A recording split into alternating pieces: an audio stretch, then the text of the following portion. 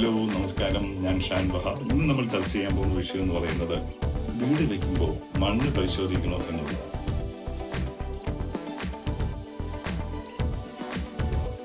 നമ്മൾ പ്ലാനും എസ്റ്റിമേറ്റും ഒക്കെ തയ്യാറാക്കി കഴിഞ്ഞാലും മണ്ണ് പരിശോധിക്കുക എന്നുള്ളൊരു പരിപാടി നമുക്ക് കുറവായിരിക്കും അല്ലേ? നമ്മൾ മണ്ണ് പരിശോധിക്കാതിരുന്നാൽ ഫൗണ്ടേഷൻ കംപ്ലൈൻ്റ് ആവും, അതുപോലെ ഭിത്തിയിൽ വിള്ളലുകൾ വീഴും, നിർമ്മാണ ചെലവ് കൂടും, ബിൽഡിങ്ങിനെ മൊത്തത്തിൽ പ്രശ്നം വരും.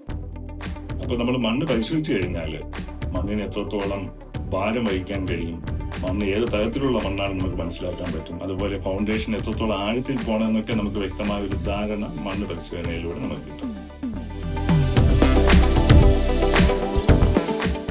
അപ്പോൾ നമ്മൾ ലക്ഷങ്ങളും കോടികളൊക്കെ ചെലവാക്കി വീട് വയ്ക്കുമ്പോൾ ചെറിയ തുക മണ്ണ് പരിശോധനയ്ക്കും നമ്മൾ മസ്റ്റായിട്ട്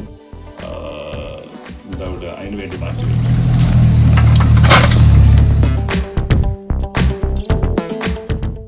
എന്നാൽ നമ്മൾ ചെറിയ വീടുകളൊക്കെ വെക്കുകയാണെങ്കിൽ അതിന് മണ്ണ് പരിശോധന നിർബന്ധമല്ല.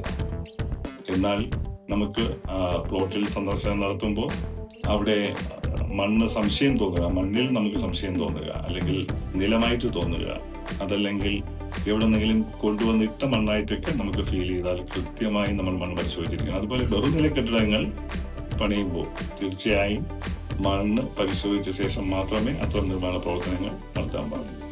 അപ്പോൾ വേറൊരു വിഷയമായി നമുക്ക് വീണ്ടും കാണാം. നന്ദി, നമസ്കാരം.